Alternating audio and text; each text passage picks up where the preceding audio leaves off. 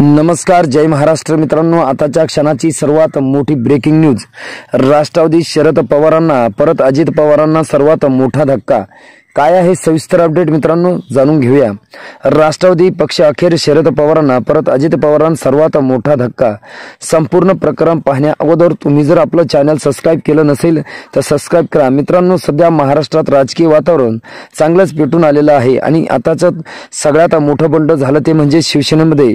शिवसेनेचे बंड यशस्वी झाल्यानंतर दुसरं बंड म्हणजे राष्ट्रवादीत झालं आणि तेही अगदी यशस्वी झालं।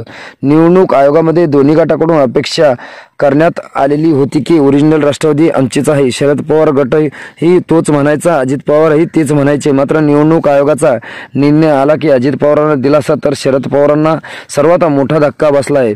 मात्र शरद पवार यांनी त्याच निर्णयाच्या विरोधात सुप्रीम कोर्टामध्ये नवी याचिका दाखल केली आहे। कारण संविधानाच्या 10व्या परिशिष्टानुसार पक्ष बदलबंदी अंतर्गत कायद्यानुसार अजित पवार आणि त्यांचे समर्थक सगळे आमदार निलंबित व्हायला पाहिजे। मात्र आता येणाऱ्या काळात काय होईल ते देखील तेवढंच पाहणं महत्त्वाचं आहे।